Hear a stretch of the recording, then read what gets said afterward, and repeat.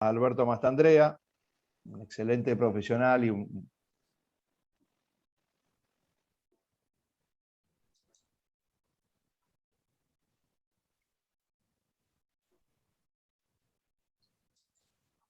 lo dejé de escuchar, Adri. Sí, me parece que Alberto, cuando empezó a grabar, me parece que sin querer debe haberse ido de la transmisión. A ver, ya lo estoy llamando. Porque justo se fue cuando apareció la señal de grabación, ¿sí? Dame un segundito que ya lo llamo. Y ya estamos. Mientras tanto, agradecerles a todos la amplia participación y la verdad que esperamos compartir realmente este encuentro. A ver, un segundito. Que ya nos conectamos con Roberto. Ya está en sala, Roberto, ya ingresó. Ya está en sala, listo. Roberto, se perdón, cortó justo con la grabación, me parece que sin querer te fuiste. No, por eso, de la emoción fue. Bueno, vamos de vuelta. Les decía que hoy tenemos un cierre de año de ciclo lectivo muy, muy lindo, muy interesante. Finalmente podemos armar la presentación y una especie de mesa redonda. Va a ser más una presentación del amigo Alberto Mastandrea, que es conocido de muchos años, tiene muchas cosas buenas, Alberto. Una de ellas que es un analista muy profundo de las cosas, pero además que toma posición. No les va a decir esto es así o esto es así, fija su posición, y eso es importante, porque siempre uno, al fijar posición, 1 o 2 puede dar a la herramienta y el grado de riesgo que tiene cada una y darle un poco de claridad a estos temas. Yo les comento rápidamente la dinámica del evento, más o menos como venimos llevando siempre. La idea es que la exposición de Alberto dure alrededor de 50 minutos. Después de ello va a tener lugar una sesión de preguntas y debate que imagino va a ser muy intensa por el tema en sí mismo y por la cantidad de inscriptos que hay en el evento. Los temas que dispara la reforma a partir de este sistema de integración de renta entre la sociedad y los accionistas, que ya venía de alguna manera con el impuesto de igualación, que es mucho más complejo de entender a partir de la reforma, con la aparición del dividendo ficto, del interés presunto, del ajuste por inflación. La idea es, de la mano de Alberto, poder sobrevolar todos estos temas y hacer un poquito más de hincapié en los temas de ajuste por inflación. ¿Cuál es la incidencia que tiene el ajuste por inflación contable, tanto en la comparabilidad que hay que hacer para ver si estoy o no estoy en algún tema de imposición sobre dividendos, como también a la hora de distribuir un dividendo, si tengo que tomar el dividendo histórico, el dividendo ajustado, esos casos, se van a desarrollar algunos ejemplos. Así que les leo brevemente, porque Alberto tuvo la delicadeza de pasarnos una versión reducida de su currículum, que de cualquier manera un reducido es muy interesante. Alberto Mastandrea es contador público de la Universidad de Buenos Aires y posee un posgrado de tributación de esa misma universidad. Trabaja en BDO desde hace más de 30 años, es socio a cargo del Departamento de Impuestos Ilegales y también integra el comité de dirección de esa firma. Es profesor adjunto en la Universidad de Buenos Aires, Ciencias Económicas, en la materia Teoría y Técnica Impositiva 2. Es profesor también de posgrado en la Universidad de Buenos Aires de Ciencias Económicas y es profesor de posgrado en la Universidad de El Salvador. Miembro activo de la Asociación Argentina de Estudios Fiscales, lugares donde coordina la Comisión de Procedimiento Tributario. Es integrante también de la Comisión de Impuestos en el Consejo Profesional de Ciencias Económicas y es coautor de diversos libros, artículos de especialidad y expositor y conferencista en diversos ámbitos. Así que, Alberto, una cosita más, Alberto tuvo la gentileza, el material que ustedes van a ver, lo va a poner a disposición de todos ustedes. Así que, sin más, les pido sí que todos nos muteemos, por lo menos si saquemos cámara, así el audio es mejor, y al final de la presentación, con gusto, vamos a las preguntas y al debate que esto genere. Ok, bueno, muchas gracias por la invitación, un placer poder compartir este espacio con ustedes. A partir de la invitación de dos amigos como lo son Rolos y Adrián, en cuanto me ofrecieron participar, con gusto acepté. Así que bueno, la idea, como les comentaba Roberto y como estaba en la convocatoria, el objetivo es sobrevolar los temas que entiendo más controvertidos del impuesto a los dividendos, o algunos de ellos, porque la verdad que si uno quisiera profundizar en esta temática para hablar mucho. De modo que el objetivo mío es, bueno, presentar algunos aspectos controvertidos e invitar a reflexionar a todos sobre esta cuestión, compartir posiciones respecto de algunas cuestiones que lamentablemente la técnica legislativa actual no ofrece solución. Voy a comenzar a compartir la pantalla. En tal caso ustedes me dicen si se ven. ¿Se está viendo, Roberto? ¿Elena? Perfectamente, se ve perfecto. Ok. Bueno, arrancamos entonces para cumplir con el tiempo de los 50 minutos asignados. Obviamente, para situarnos en el tema, tenemos que comentar que, bueno, justamente el impuesto a los dividendos se introduce con la reforma introducida por la ley 27.430. Justamente el objetivo en este punto de la reforma fue alinear a nuestro país principalmente a lo que son muchos de los miembros de la OCDE, en donde justamente la tasa corporativa debía ser o más reducida a la existente por aquellos tiempos, y que en definitiva esto, de alguna manera, el impuesto a las ganancias corporativo se integre en dos fases. En una primera fase, en cabeza de la compañía que generaba las ganancias, y en una segunda fase al momento de distribuir los dividendos producto de esa ganancia.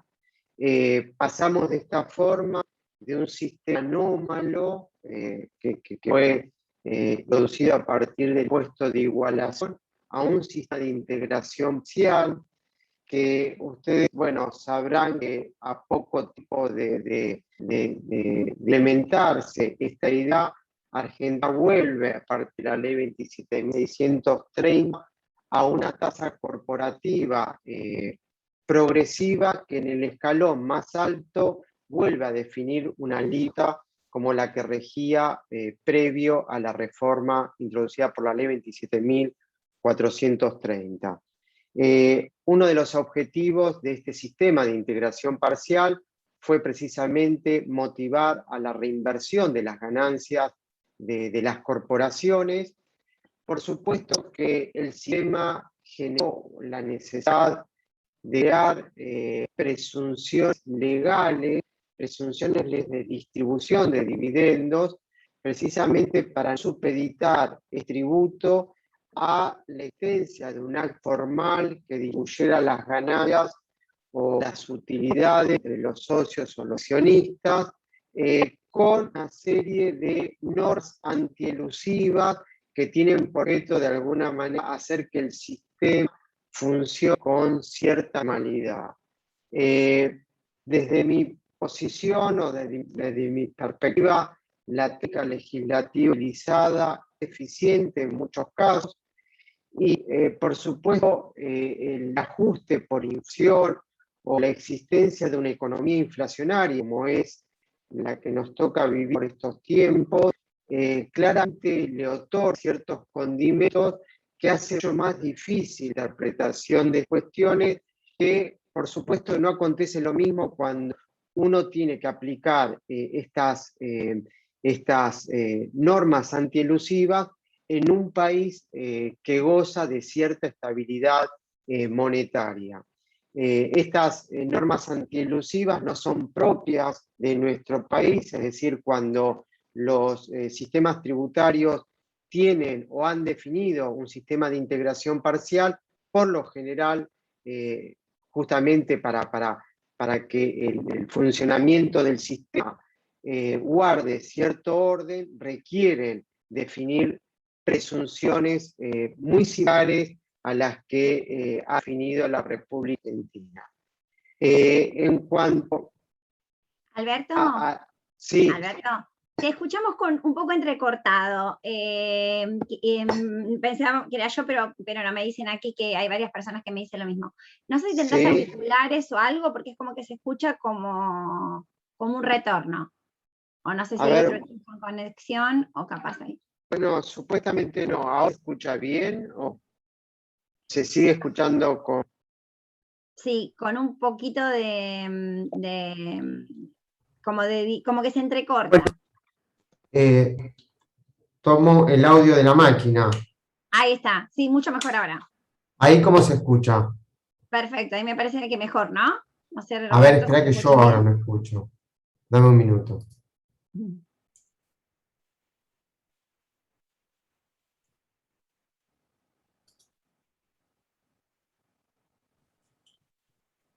A ver, Adri, háblame, a ver si se escucha. Sí, ¿ahora se escucha? No, no lo escucho. Bueno, igual te diría que si querés avanzar con la presentación, sería preferible, ¿sí? Cualquier cosita te llamo. A ver si... Un minutito.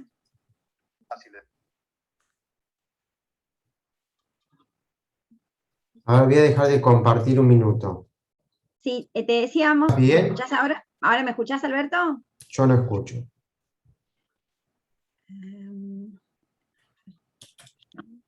Un segundito.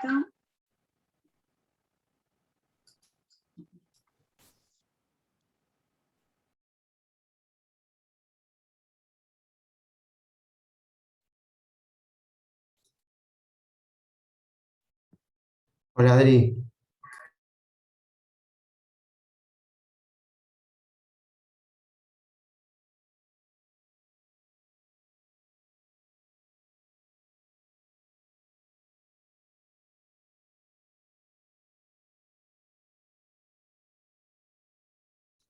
Roberto, Bueno, no yo nos voy a seguir escucha con la bien, pero... exposición. Lamentablemente no sé por qué no se escucha, pero voy a compartir nuevamente la pantalla.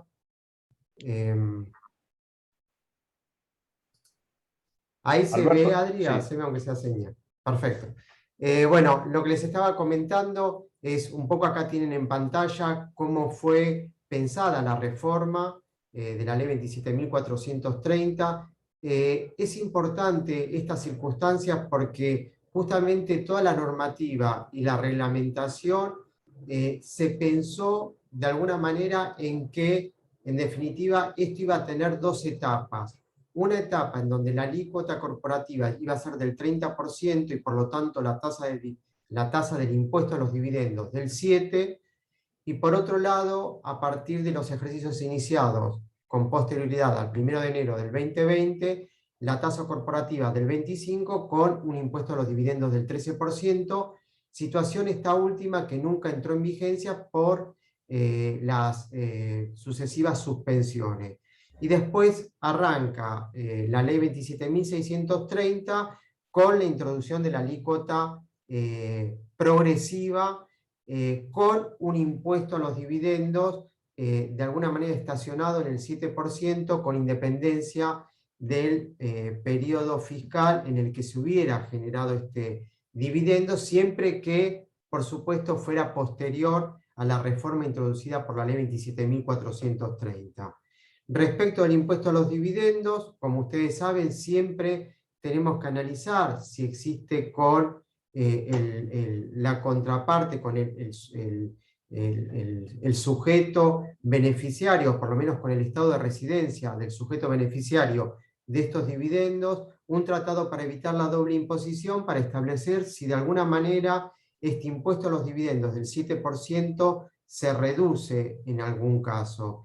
En general, los tratados para evitar la doble imposición celebrados con la República Argentina dispone un tributo superior al 7% como, de alguna manera, límite a la imposición, pero bueno, hay algunos casos como el que están viendo en pantalla, que es Emiratos Árabes, que en determinados supuestos el impuesto no puede superar el 5%.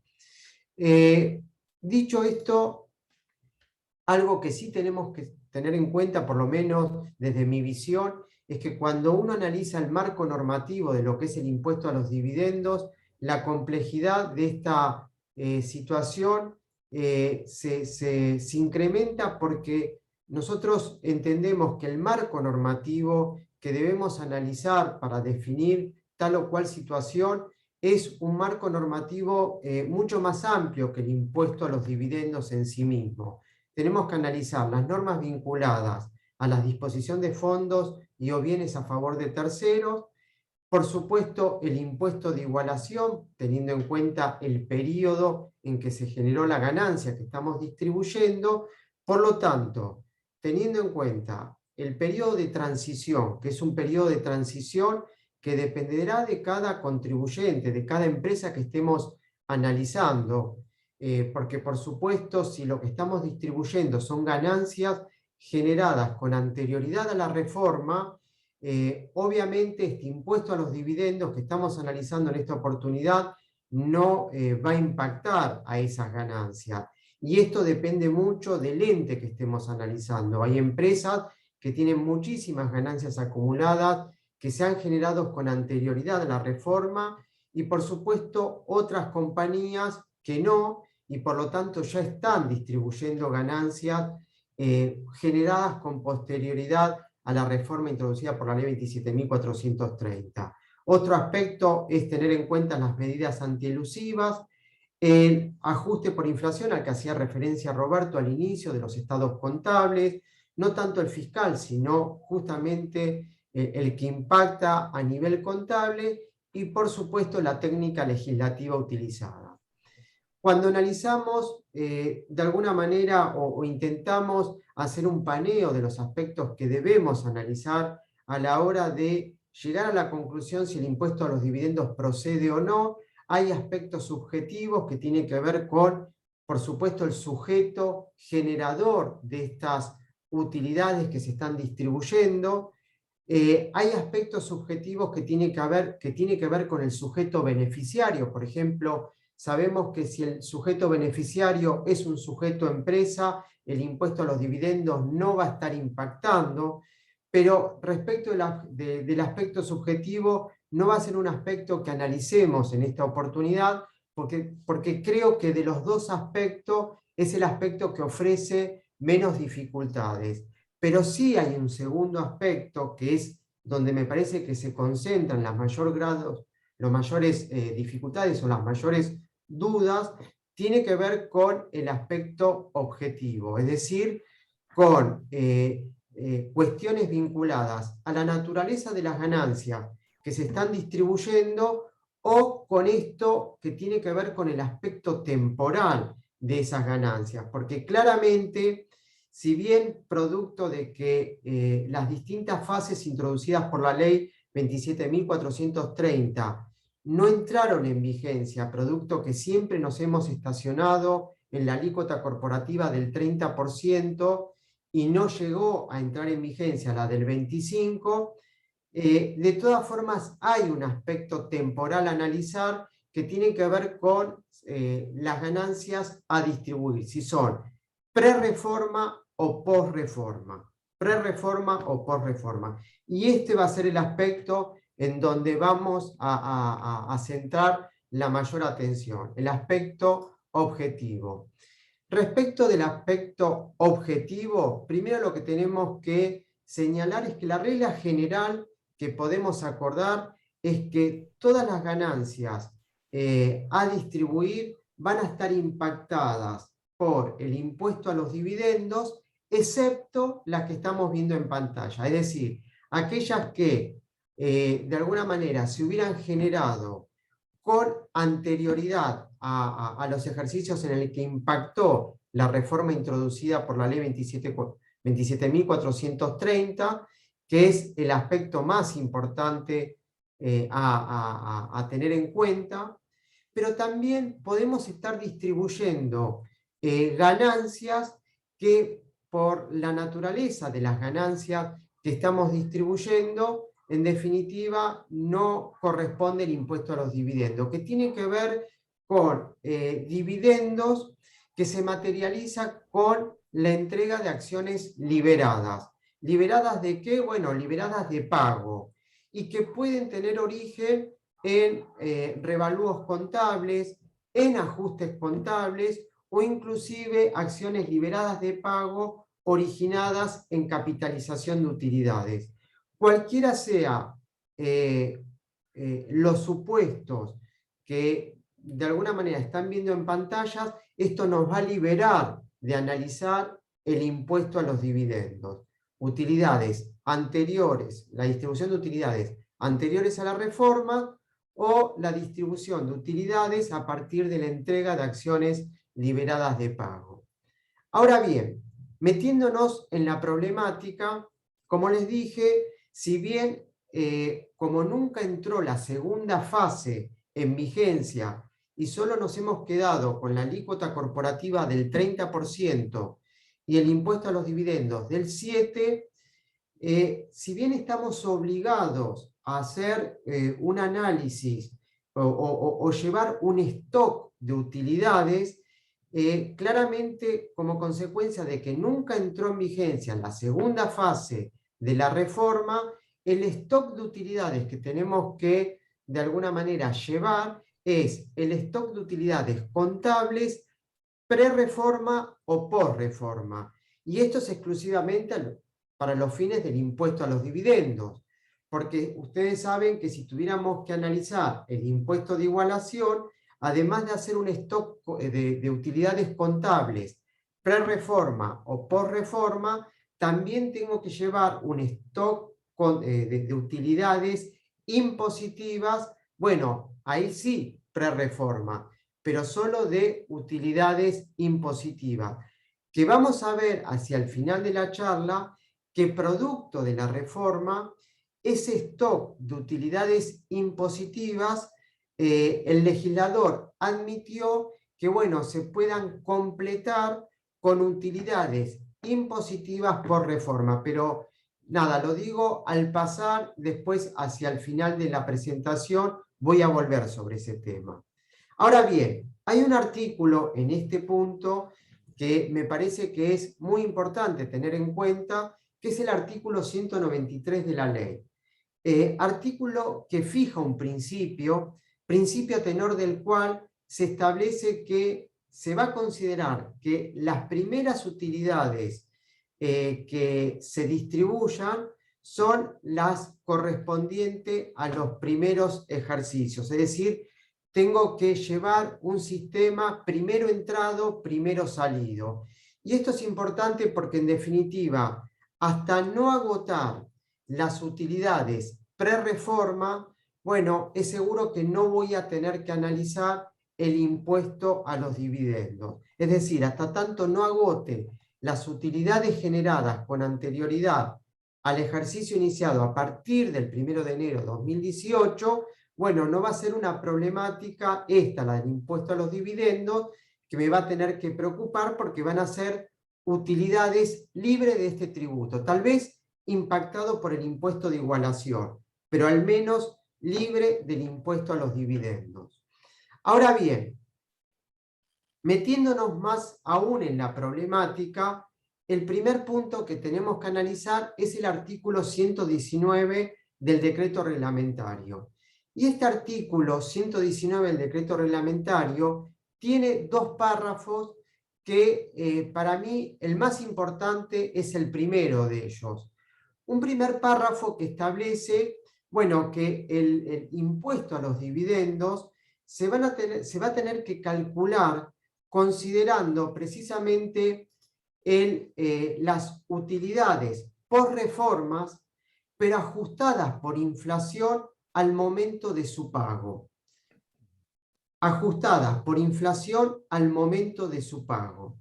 Es decir, supongamos que ya hemos agotado todas las utilidades pre-reforma, por lo tanto ya es condición que analicemos si nos impacta o no el impuesto a los dividendos. Acá básicamente la duda que nos puede surgir es si el análisis de las utilidades susceptibles de ser impactadas por el impuesto a los dividendos deben estacionarse en el último ejercicio contable finalizado con anterioridad a la distribución de los dividendos o al acto de disposición de los dividendos, si estamos analizando justamente alguna de los supuestos que dispara el impuesto a los dividendos, o por el contrario, tengo que tomar esas utilidades de alguna manera que surgen de los estados contables publicados con anterioridad al acto formal que dispone la distribución o al acto por el cual el accionista o el socio toma contacto con esos fondos y lo debiera ajustar por inflación al momento de la distribución. Desde mi perspectiva, analizando el artículo 119 del decreto reglamentario y específicamente el primer párrafo, yo debo tomar los resultados publicados en los estados contables con anterioridad al acto de disposición o al acto formal y debo ajustarlos por inflación para determinar cuál es la base sobre la cual debo calcular el impuesto a los dividendos. Y esto es coherente con la aplicación de las normas contables, porque de acuerdo a lo que de alguna manera señalan los auditores, cuando uno está distribuyendo resultados, lo que debiera comparar es si esos resultados ajustados por inflación al momento de la distribución, bueno, permiten distribuir los dividendos que se están distribuyendo por el acto volitivo que corresponda, ¿no? Por el órgano volitivo que corresponda. Quiero mostrarlo con un ejemplo. Supongamos que nosotros tenemos este caso, un caso en el cual es una compañía que cierra estados contables el 31 de diciembre de cada año, que nos dan como datos los resultados del ejercicio de cada uno de los años de acuerdo a cómo fue publicado en cada uno de los años, es decir, al 31 de diciembre de 2017, 2018 y así sucesivamente. Y la consigna que se nos otorga es, bueno, ¿cuánto puedo distribuir, por ejemplo, a mayo 2021 libre de impuesto a los dividendos? Sabemos que lo que resulta susceptible libre de impuesto a los dividendos son aquellos que tengan origen en los ejercicios pre-reforma. Después tendremos que analizar si está impactado por el impuesto de igualación. Ahora centrémonos en el impuesto a los dividendos. En el impuesto a los dividendos, el ejercicio las utilidades que tenemos que analizar son las originadas, en este caso, hasta el 31 de diciembre de 2017, que en mi ejemplo son 15 millones de pesos, pero a valores del 31 de diciembre de 2017. Entonces, ¿qué debo hacer? En primer lugar, debo llevarlo al último ejercicio publicado, que esto lo voy a tener por los estados contables propiamente dicho, pero no lo voy a tener con esta apertura, porque al 31 de diciembre 2020, considerando que estoy en mayo 2021, tendré solo un globo que puede ser un valor muy similar a los 79 millones. Pero lo único susceptible de distribuir, de acuerdo a mi criterio, libre de impuesto a los dividendos, son 46.380.000. Pero estos están a valores del 31 de diciembre 2020.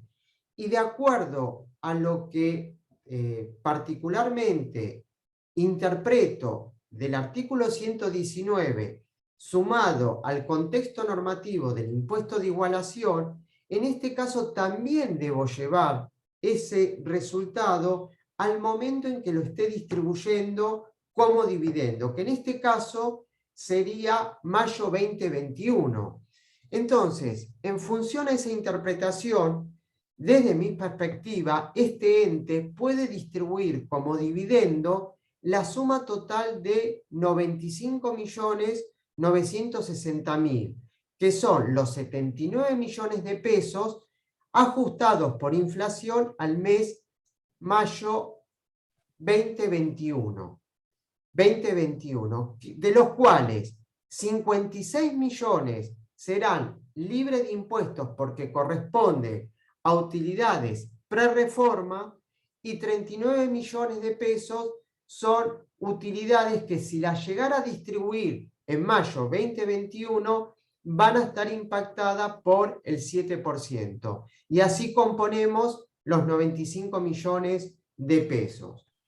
Entonces, los dividendos alcanzados, de acuerdo a mi posición, son los que se generan con posterioridad a la reforma, pero son ajustados por inflación al momento en que se esté tomando la decisión formal de distribuir los dividendos o al momento de retirar o materializar ese retiro en la realidad de los hechos, que esto se complementa con justamente los temas que siguen a continuación.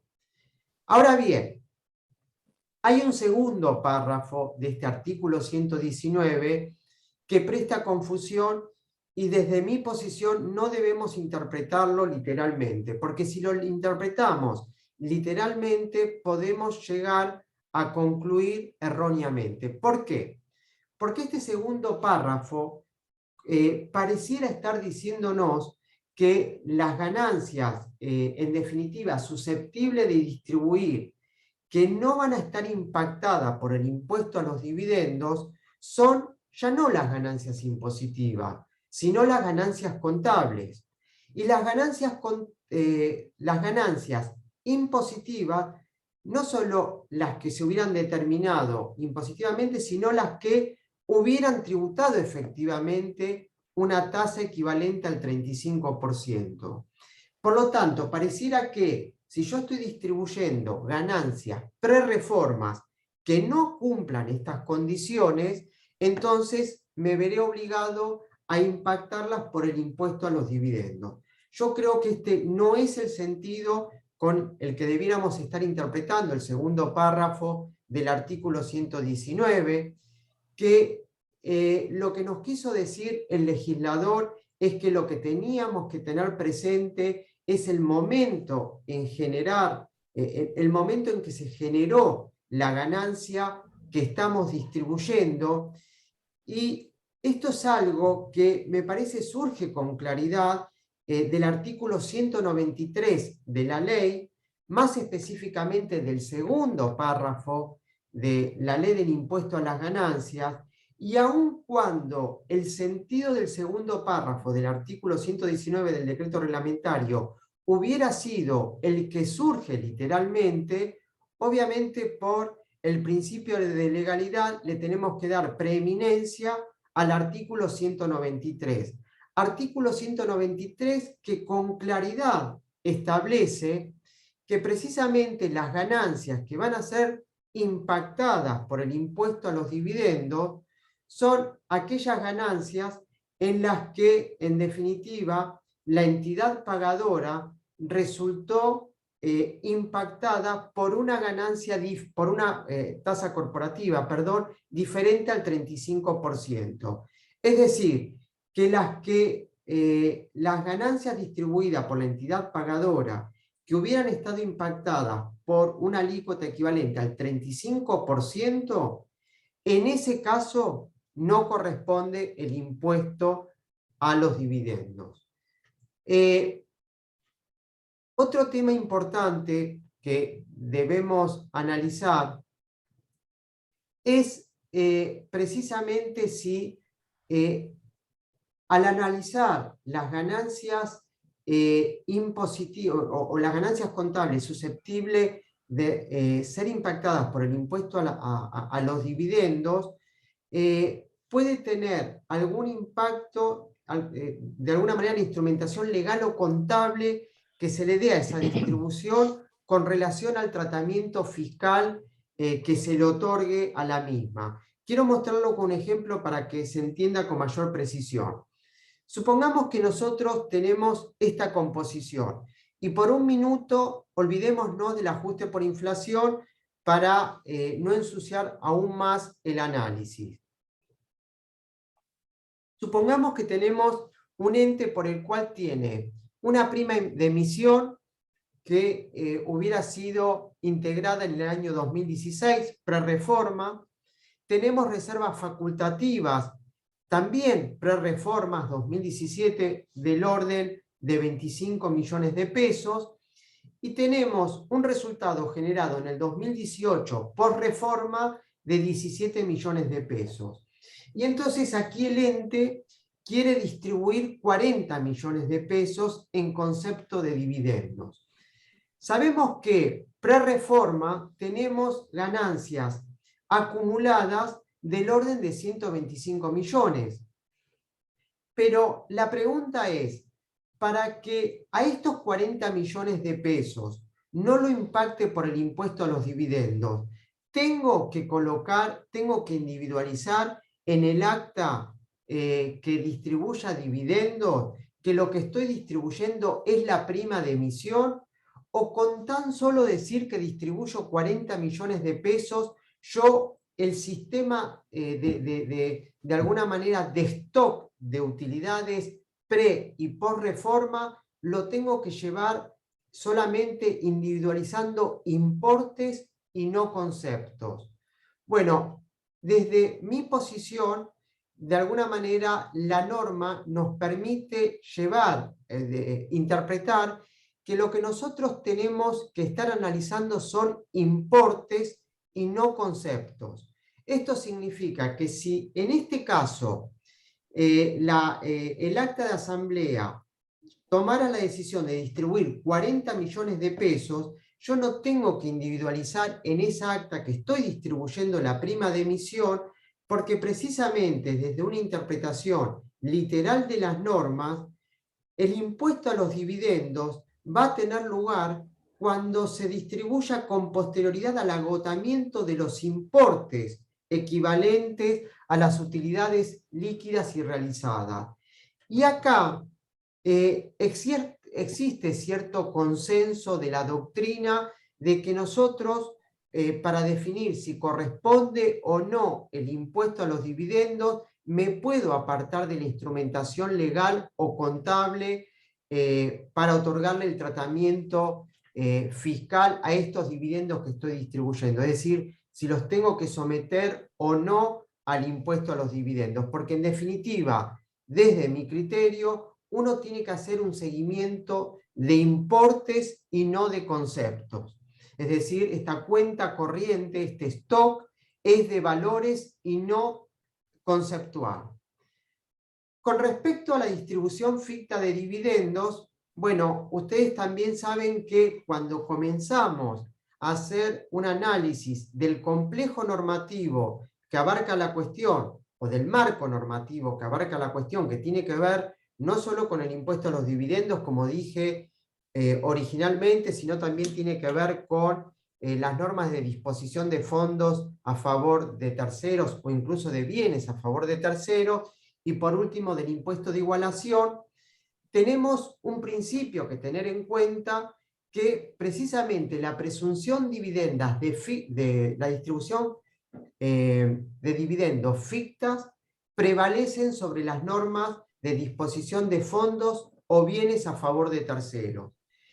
Y esto es toda una cuestión, genera ciertas controversias, y esta regla también aplica cuando el beneficiario es un sujeto empresa, o por el contrario, solo esta regla aplica, esta regla de hacer prevalecer la presunción ficta de dividendos, solo aplica cuando el sujeto perceptor de los dividendos es un sujeto impactado por el impuesto a los dividendos, o por el contrario implica para todos. Y acá básicamente la doctrina sí está dividida. Hay quienes sostienen que esta regla de que la presunción ficta de dividendos prevalece aun cuando el beneficiario de tales dividendos es un sujeto empresa, que ustedes sabrán que en ese caso no corresponde aplicar el impuesto a los dividendos, pero aquella parte de la doctrina que sostiene que esta regla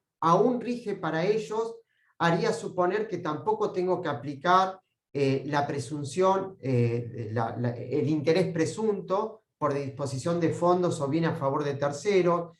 Yo entiendo que esto no es así por hacer un análisis de razonabilidad de las normas involucradas, pero créanme que es un tema controvertido en sí mismo y está muy dividida la doctrina.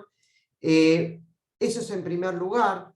En segundo lugar, lo que tenemos que preguntarnos es si los supuestos de distribución ficta de dividendos debe analizarse de manera estricta, o por el contrario tenemos que buscar otorgarle precisamente que la intención del legislador se encuentre bueno, plasmada en la realidad de los hechos. Esta pregunta es muy importante porque la ley no contempló muchos de los supuestos que podría generar la obligación de considerar que hubo una distribución ficta de dividendos. Por ejemplo, pensemos el supuesto en donde hago disposiciones de bienes o entrega gratuitas de bienes a favor de terceros. Ninguno de los incisos recoge ese supuesto, justamente la entrega gratuita de bienes. Por otra parte, yo destaqué el inciso A o el inciso F, porque vamos a ver que la reglamentación de alguna manera hace una distinción respecto de cuál es el artículo aplicable, si el accionista al que le entregamos o quien hizo estos retiros de fondo es un accionista que cumple a la vez el rol de director, porque de acuerdo a una interpretación sistémica del decreto reglamentario, pareciera que debiéramos concluir que si el retiro de fondos lo hizo un accionista o un socio que no es director o que no es socio gerente, las normas que aplican es la del inciso A, con el artículo 120 del decreto reglamentario. Mientras que si ese socio o ese accionista que hizo el retiro de fondo es a la vez director o socio gerente, las normas que aplican es la del inciso F. Ahora, si uno analiza estrictamente el inciso F, pareciera poner de manifiesto que el inciso F solo resulta de aplicación en los tres supuestos contenidos en el inciso F, que cuando no se puede aprobar la efectiva prestación del servicio, cuando la retribución no sea adecuada al servicio prestado, es decir, cuando esté muy por encima del servicio prestado, o cuando de alguna manera el sueldo o el honorario asignado esté muy por encima del que se hubiera pagado a un tercero independiente. Entonces, de acuerdo a la respuesta que le otorguemos a este primer interrogante que nos formulábamos, vamos a poder llegar a la conclusión de que el decreto reglamentario comete o no excesos respecto de este tema. Y la otra pregunta, que tampoco surge con claridad, si todos estos supuestos admiten o no prueba en contrario, porque algunos taxativamente ponen de manifiesto que admiten prueba en contrario, pero otros no. Obviamente, haciendo un análisis de lo que es el derecho tributario, nosotros llegamos a la conclusión de que todos los supuestos debieran admitir prueba en contrario, aun cuando taxativamente muchos de ellos no lo han contemplado. Y esto es por el principio de razonabilidad que sobre las que se deben asentar cualquier presunción contenida en el sistema tributario, cualquiera fuera él. Entonces, ¿por qué digo esto? Bueno, vamos a ver que cuando vamos al decreto reglamentario y cuando vamos en particular al artículo 120 del decreto reglamentario, extiende la definición de fondos, porque dice que fondos no solo se consideran los retiros en efectivo, sino por ejemplo, la entrega de un valor negociable, que es una cosa, o inclusive la entrega de moneda extranjera, que también para el Código Civil y Comercial es una cosa. Incluso entiende por fondos la entrega de cualquier bien entregado sin contraprestación. Entonces, fíjense en que acá sí, de acuerdo a la respuesta que encontremos en el primer interrogante, vamos a llegar a la conclusión de que este artículo 120 puede estar cometiendo un exceso reglamentario porque ha incorporado dentro de lo que es la definición de fondos supuestos no contemplados.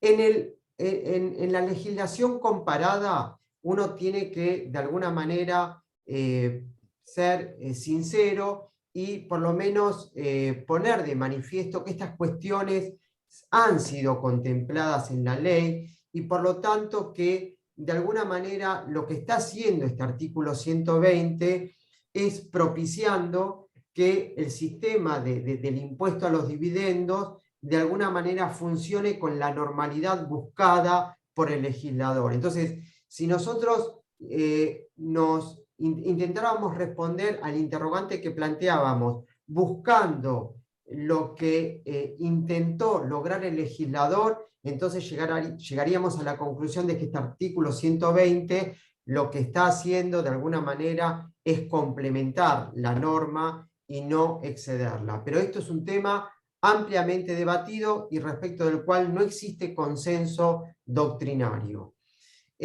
Por otra parte, con relación a lo que es el inciso A, claramente se aplican las normas de la disposición de fondos a favor de terceros, porque el retiro de fondos se va a ver configurado cuando no responda a un interés de la empresa. Esto siempre tenemos que analizarlo, si puede haber un interés que de alguna manera neutralice, en definitiva, que esta disposición de fondo tenga que ser impactada por el impuesto a los dividendos si proviene de utilidades posteriores a los ejercicios post reforma. Según nuestra interpretación, vale remitirse a todos los antecedentes jurisprudenciales existentes en materia de disposición de fondos a favor de terceros. Respecto a esto, tampoco hay, de alguna manera, una posición doctrinaria unánime. Y bueno, después se establece que si hay una devolución de fondos, en definitiva, tendría que analizar si no aplican las normas de disposición de fondos a favor de terceros. Ahora bien, otro interrogante que se vincula con esta problemática es si la distribución ficta de dividendos aplica a retiros, a situaciones, a retiros, por ejemplo, que hubieran sido efectivos o efectuados con anterioridad a la reforma, pero que al momento o al ejercicio por reforma todavía coexistan en el balance como retiros a cuenta de futuras distribuciones de utilidades. Esto significa, si yo tengo una cuenta particular de un socio o de un accionista que de alguna manera está conformada por retiros anteriores a la reforma, pero que aún se mantienen por reforma, esta distribución ficta de dividendos, esto que me obligan a analizar si es dividendo o no, ¿resulta de aplicación? Y para mí la respuesta es que sí. No necesariamente la distribución ficta de dividendos impacta en los retiros posteriores a la reforma. También pueden impactar a retiros anteriores que se mantengan en balances por reforma. Pero antes de darle el carácter de impuesto distribuido a los fines del impuesto, yo tengo que analizar si esos retiros de fondos se pueden imputar a ganancias pre-reforma. Porque si se pudieran impactar a ganancias pre-reformas, entonces no tendría que impactarlo por el impuesto a los dividendos, pero tampoco tendría que impactarlo con la disposición de fondos a favor de terceros, porque recordemos que la distribución ficta de dividendos prevalece sobre la distribución de fondos a favor de terceros. Por lo tanto, los retiros pre-reformas que se mantengan post-reformas o los retiros post-reformas que se imputen a ganancias pre-reformas, en la medida que esas ganancias pre-reformas de alguna manera existan y puedan ser imputables a estos retiros, allí no voy a tener que calcular ni el impuesto a los dividendos ni la distribución de fondos a favor de terceros. Es decir, no voy a tener que generar intereses presuntos. Esa es al menos mi posición. En este caso también existe divergencia sobre la doctrina que se ha encargado de estudiar esta cuestión. Es un tema debatible, pero yo entiendo que existen argumentos para adoptar esta posición. Respecto de lo contenido en el decreto reglamentario y específicamente con relación a los dividendos fictos, lo primero que tenemos que tener en cuenta es que hay un aspecto subjetivo a considerar. El aspecto subjetivo, el decreto reglamentario lo amplía, establece que, bueno, en definitiva, no solamente, esto también está contenido en la ley, no es que el decreto reglamentario lo amplía, está contenido en la ley. Lo que establece es que los retiros susceptibles a analizar no solo son los que hagan los accionistas y los socios, sino también familiares, ciertos familiares de estos accionistas y socios, y la ley establece el límite al que se le va a aplicar la presunción ficta de dividendos, y lo establece en las utilidades acumuladas al último ejercicio anterior al que se verifique el retiro. Es decir, pareciera que la ley lo que dice es mirar el stock de las utilidades existentes previos al retiro. Sin embargo, cuando nosotros vamos al decreto reglamentario, el artículo 120 amplía el espectro a analizar. Y lo que establece es que no solo tenemos que hacer el análisis o circunscribir el análisis a las ganancias de alguna manera acumuladas al inicio del retiro, sino que si el retiro excede las ganancias acumuladas, no le demos el tratamiento automáticamente de disposición de fondos a favor de terceros, sino que esperemos a finalizar el ejercicio que se está analizando o en el que se efectuó el retiro. Porque si las ganancias que se hubieran, por ejemplo, si el retiro que se hubieran efectuado es en exceso a las utilidades acumuladas correspondiente al ejercicio anterior al que se efectuó el retiro, uno por disposición normativa diría, bueno, el exceso le tengo que aplicar las normas de intereses presuntos.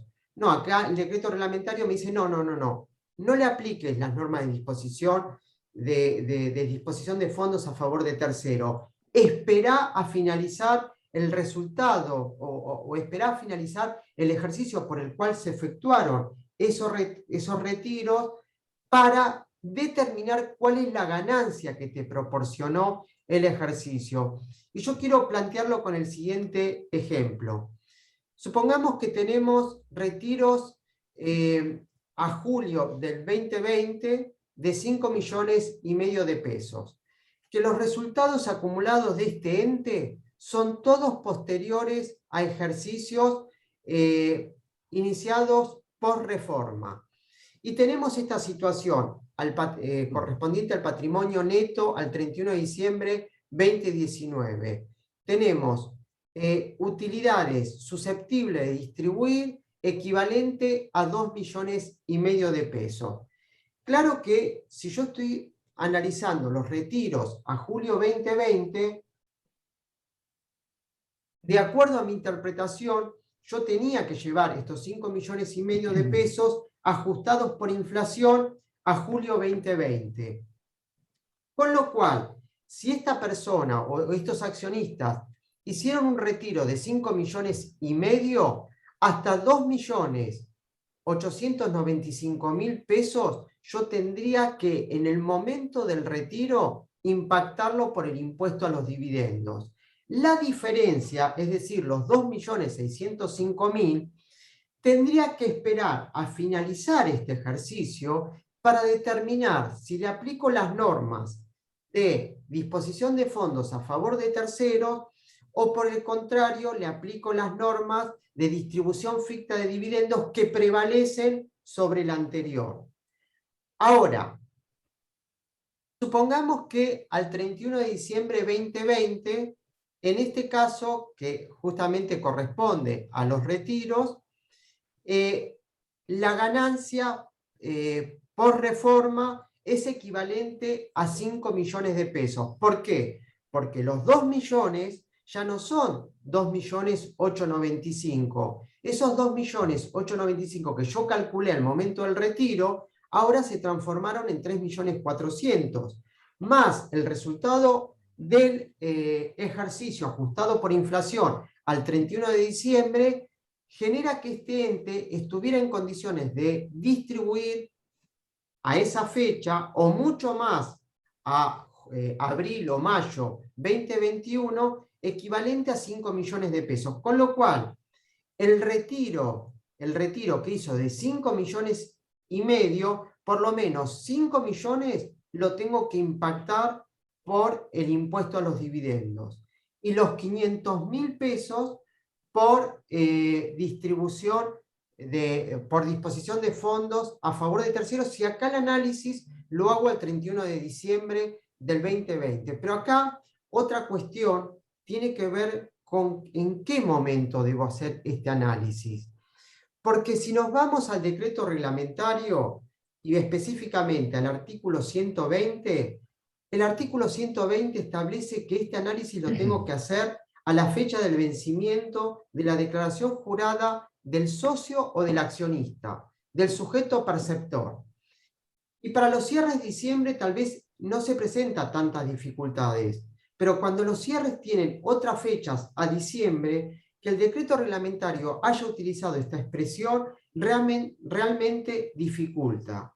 Desde nuestra perspectiva, nosotros tenemos que hacer esta comparación al momento en que vence la declaración jurada de la empresa que está distribuyendo, porque de lo contrario, el análisis realmente se hace muy complejo, y de hecho, si tomo la literalidad de este artículo, que dicho sea de paso, cuando se le preguntó a la AFIP en el espacio de diálogo, de alguna manera opinó que la fecha en la que se tenía que hacer el análisis era la fecha de vencimiento de la declaración jurada del perceptor, es decir, que volvió sobre lo que, a mi humilde visión, constituye un error del decreto reglamentario. Pero bueno, esto también hay mucho debate al respecto. Lo cierto es que si yo este análisis lo hago al momento del vencimiento de la declaración jurada de la empresa, inclusive esos 5 millones debieran volverse a ajustar a mayo 2021, donde seguramente esos 5 millones ya no son 5 millones. Es posible que hasta sean un poco más que 5,5 millones, y todo le debiera dar el carácter de distribución ficta de dividendos. Yo estoy casi seguro que estoy excedido en el tiempo, ¿no? Voy a intentar redondear. Otro tema que es importante es que para mí el artículo 124 del decreto reglamentario establece que si yo estoy analizando la situación de un accionista o de un socio que a la vez es socio gerente o director de esa compañía, el artículo que tengo que aplicar para establecer qué le voy a dar el carácter de dividendos ficto o de distribución distribución de fondos a favor de terceros no es el artículo 120, sino que es el artículo 124. Y fíjense en que el artículo 124, y me parece que esto fija una posición pro contribuyente, no pro fisco, pro contribuyente, lo que me dicen es, bueno, mira, si hay retiros durante el ejercicio, dale el carácter de distribución ficta de dividendos a lo que exceda básicamente la retribución que se le hubiera fijado a este sujeto por tener el rol de socio gerente o de director.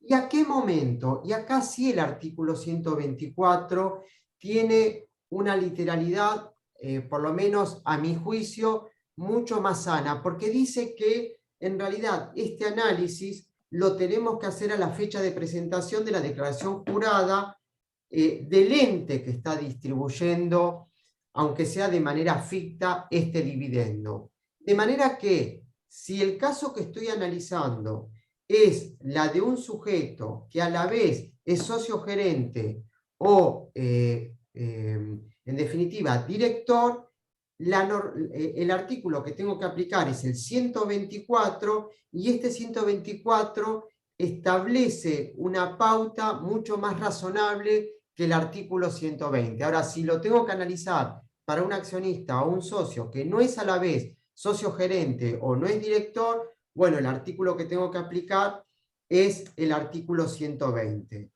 Con respecto a la distribución ficta de dividendos y el ajuste por inflación, bueno, de acuerdo a mi criterio, la distribución ficta debe considerarse dividendo en el ajuste dinámico, por lo tanto, tengo que considerarlo en la fase dinámica, estos retiros de fondos que lo hemos caracterizado como distribución ficta de dividendos. Y si en definitiva no hubo un acto formal de distribución de dividendos y al inicio del ejercicio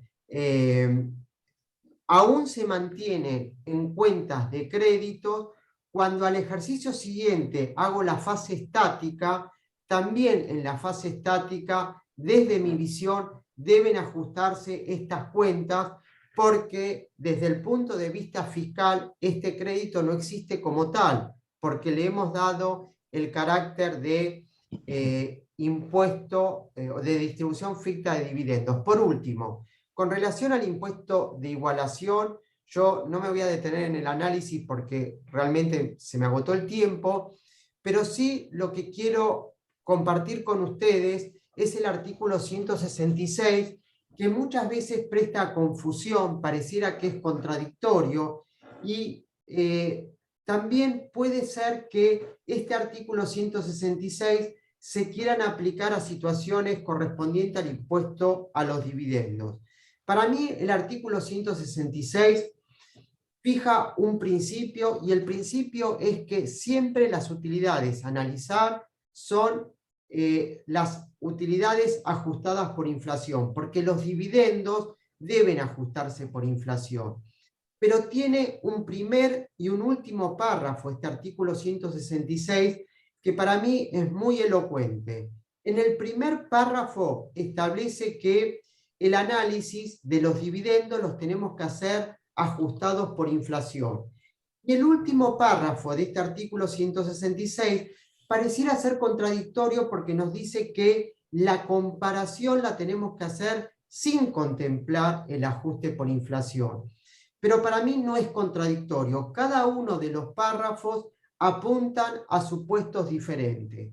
Lo que me dice, de acuerdo a mi interpretación, es que a los fines de determinar el dividendo susceptible de distribuir pre-reforma, nosotros tenemos que ajustar los resultados pre-reforma por inflación al momento de alguna manera, de hacer la distribución de fondos o de formalizar el acto por el cual estoy distribuyendo dividendos o utilidades. Esto significa que el ajuste por inflación de esos resultados se retrotraen al momento en que se generaron los resultados. No es un hecho post-resultado el ajuste por inflación. Es accesorio a lo principal. Por lo tanto, si yo estoy ajustando por inflación resultados del año 2017 al día de hoy, desde mi visión, ese ajuste por inflación de esos resultados siguen la suerte de esos resultados y por lo tanto no están sometidos al impuesto de igualación ni al impuesto a los dividendos. Ahora, a los fines de analizar el impuesto de igualación, que consiste en comparar utilidades contables con utilidades impositivas, ahí es donde tengo que aplicar el último párrafo. El último párrafo sí me dice a los efectos de compararlos sin el ajuste por inflación, porque si los comparo con el ajuste por inflación, podría acontecer que impacte el impuesto de igualación por justamente el excedente entre las utilidades históricas y las utilidades contables. Bueno, yo con esto dejo de compartir, espero que realmente se haya entendido. Soy de la convicción de que es un tema súper complejo, que si uno lo quiere analizar en profundidad, tiene que tomar más que 1 hora o inclusive 2 horas, pero bueno, espero que se haya entendido y que haya sumado valor, ¿no? Alberto,